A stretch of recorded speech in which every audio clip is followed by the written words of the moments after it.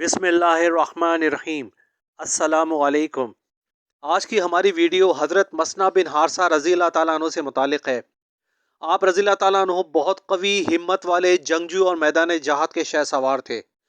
آپ کس طرح مسلمان ہوئے اور مسلمان ہونے کے بعد چند مارکوں کی تفصیلات پیش خدمت ہیں۔ آپ نے کس طرح مدبرانہ صلاحیتیں استعمال کرتے ہوئے شکست خور مسلمانوں کو جنگ سے باہر نکالا اور اس کے بعد ایرانیوں سے تاریخی بدلہ لیا۔ ویڈیو کو مکمل دیکھیں تاکہ آپ کو مکمل آگاہی مل سکے۔ آپ کا تعلق قبیلہ بنی شیبان سے تھا۔ نبی کریم صلی اللہ علیہ وآلہ وسلم جب تبلیغ کی غرض سے قبیلہ بنی شیبان تشریف لے گئے تو وہ کلام اللہ سے بے حد متاثر ہوئے، لیکن مشرف اسلام نہیں ہوئے۔ وجہ یہ تھی کہ قبیلہ شیبان کا معاہدہ کسرا کے ساتھ تھا، لیکن قبیلے کے معززین نے اتنا ضرور کہا کہ ہم عرب کے قرب و جوار کے فرما رواؤں کے مقابلے میں تمہاری مدد و اعانت ضرور کریں گے۔ یہ لوگ اسلام سے متاثر ضرور ہوئے تھے، لیکن اسلام اس وقت ان کے مقدر میں نہیں تھا، اس لیے محروم رہ گئے۔ نبی کریم صلی اللہ علیہ وآلہ وسلم نے ان کی اس کمزوری کے باعث ان کی مدد قبول کرنے سے انکار کر دیا۔ حضرت مثنہ کے دل میں اسلام کی تعلیمات چونکہ اثر کر چکی تھیں، لیکن رسالت کے آخری زمانے میں آپ اپنے قبیلے والوں کے ساتھ مدینہ پہنچے اور اسلام قبول کر لیا، لیکن چند دنوں کے بعد رسالت کا بابرکت زمانہ ختم ہو گیا۔ ایران اس وقت انتشار کا شکار تھا۔ زمانہ حضرت ابوبکر صدیق رضی اللہ تعالیٰ عنہ میں حضرت مثنہ رضی اللہ تعالیٰ عنہ نے خلیفہ وقت سے لشکر کشی کی اجازت طلب کی۔ بقیہ قبیلہ جو مسلمان نہیں ہوا تھا انہیں بھی اسلام میں داخل کیا اور ایرانیوں کے مقابلے کے لیے نکل کھڑے ہوئے۔ یہ بہت بڑی مہم تھی اور اس سے سر کرنا تنہا ان کے بس میں نہیں تھا، لہٰذا خلیفہ وقت نے حضرت خالد بن ولید رضی اللہ تعالیٰ عنہ کو ان کی مدد کے لیے روانہ کر دیا۔ ان تمام علاقوں کے نقشوں سے حضرت مثنہ رضی اللہ تعالیٰ عنہ آگاہ تھے، اس لیے عجم کے فتوحات میں ان سے بڑی مدد ملی۔ ابوبکر صدیق رضی اللہ تعالیٰ عنہ کے دور خلافت میں حضرت مثنہ رضی اللہ تعالیٰ عنہ حضرت خالد بن ولید رضی اللہ تعالیٰ عنہ کے دستے راست رہے۔ عراق کی مہم ابھی نامکمل تھی کہ محاذ شام کھل گیا اور خلیفہ وقت نے حضرت خالد رضی اللہ تعالیٰ عنہ کو عراق چھوڑ کر شام جانے کا حکم دے دیا۔ حضرت ابوبکر صدیق رضی اللہ تعالیٰ عنہ کا انتقال ہو گیا اور حضرت عمر فاروق رضی اللہ تعالیٰ عنہ نے مسند خلافت سنبھالی تو عراق کے نامکمل مہم کو سر کرنے کے لیے 3 دن مسلمانوں کو ابھارتے رہے، لیکن سب خاموش رہے۔ لیکن چوتھے دن حضرت مثنہ رضی اللہ تعالیٰ عنہ نے مجاہدانہ تقریر کی اور مسلمانوں میں جوش و جذبہ بیدار ہو گیا، وہ جہاد کے لیے آمادہ ہو گئے۔ ثقیف کے سردار ابو عبید ثقفی کو سپہ سالار مقرر کیا گیا۔ نمازوں کے محاذ پر حضرت مثنہ رضی اللہ تعالیٰ عنہ کی قابلیت و شجاعت واضح نظر آئی۔ اس وقت وہ ہیرا میں تھے جب ایرانی سپہ سالار جابان ایرانیوں کا ٹڈی دل لے کر حضرت مثنہ کی طرف بڑھا۔ مثنہ رضی اللہ تعالیٰ عنہ اس خیال سے کہ ایرانی عقب سے حملہ ور نہ ہو جائیں حقان چلے آئے۔ یہاں ابو عبید بھی مل گئے۔ فریقین کا مقابلہ ہوا اور ایک خون ریز جنگ کے بعد ایرانیوں نے شکست کھائی۔ نمازوں کے بعد مسلمانوں کی سرکوبی کے لیے جالینوس کو روانہ کیا گیا۔ نمازوں کی شکست کے بعد ایرانی افواج کسکر میں جمع تھیں، یہاں بھی ایرانیوں کو شکست کھا کر بھاگنا پڑا۔ ان شکستوں کے بعد رستم نے مروان شاہ بہمنی کو لشکر جرار کے ساتھ بھیجا۔ یہی وہ مارکا تھا کہ جہاں مسلمانوں کی آزمائش کا امتحان شروع ہوا۔ قسط ناطف میں دونوں افواج آپس میں ٹکرائیں۔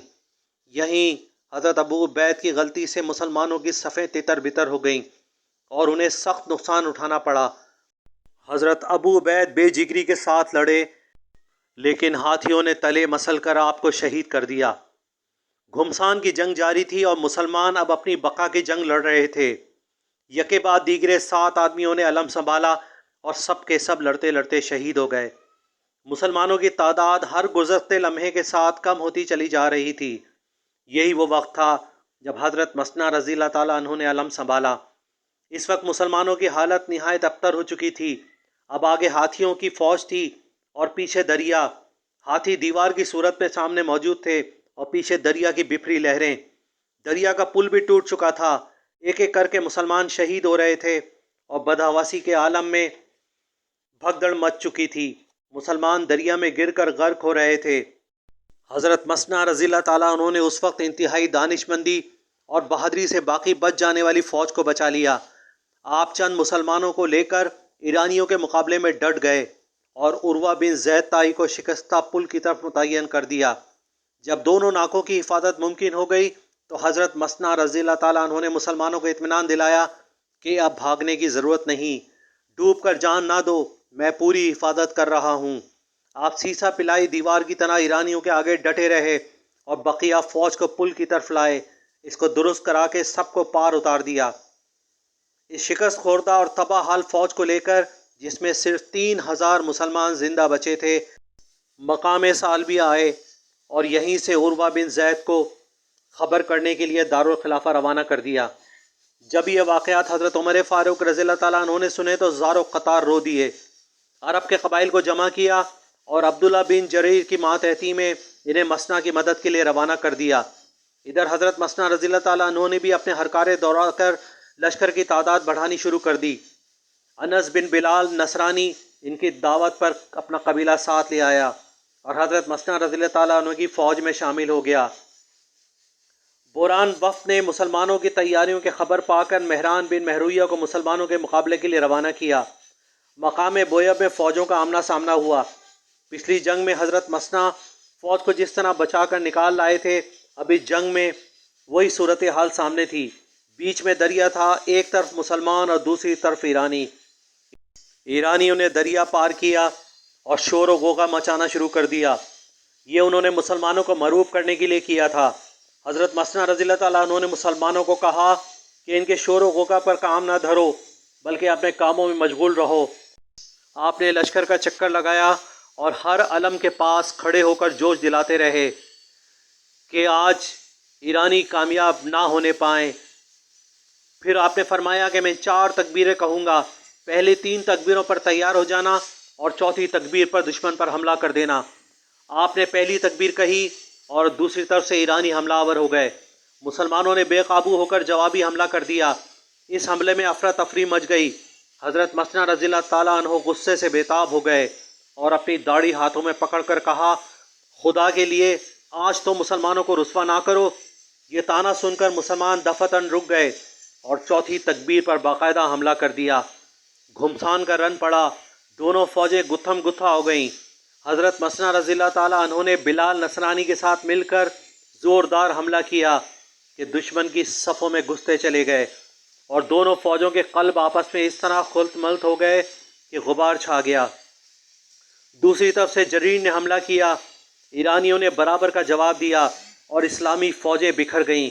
اس بے ترتیبی کو دیکھ کر حضرت مسنا رضی اللہ تعالیٰ عنہ نے داڑھی دانتوں میں دبا کر للکارا کہ مسلمانوں کدھر جاتے ہو، میں مسنا ادھر ہوں۔ اس للکار پر مسلمان سنبھل گئے اور ہر طرف سے سمٹ کر نہایت زور و شور سے حملہ آور ہوئے۔ اس حملے میں حضرت مسنا رضی اللہ تعالیٰ عنہ کے بھائی مسعود شہید ہو گئے، لیکن مسنا رضی اللہ تعالیٰ عنہ کے استقلال میں کوئی فرق نہیں آیا اور کہا کہ شرفا ایسے ہی جان دیا کرتے ہیں۔ عبداللہ بجلی اور عدی بن حاتم اپنے دستوں کے ساتھ آگے بڑھے اور مسلمانوں کے اکھڑے ہوئے پاؤں پھر جم گئے۔ مہران خود آگے بڑھا اور مارا گیا۔ ایرانی بھاگ کھڑے ہوئے، مسلمانوں نے پیچھا کیا مگر وہ دریا پار کر کے نکل گئے۔ فتح مسلمانوں کا حصہ بنی۔ اس جنگ میں ایک مسلمان نے 10 ایرانیوں کا کام تمام کیا اور گزشتہ جنگ کا بدلہ لے لیا۔ آپ رضی اللہ تعالیٰ عنہ کی فتوحات کا سلسلہ قادسیہ سے پہلے ان کی وفات پر ختم ہو گیا۔ آپ کی تدابیر، ذہانت، جوش خطابت، شجاعت، دلیری اور مجاہدانہ عزم تاریخ کی کتب میں روشن باب بن کر ہمیشہ زندہ رہے گا۔ امید ہے آج کی ویڈیو آپ کو پسند آئی ہوگی۔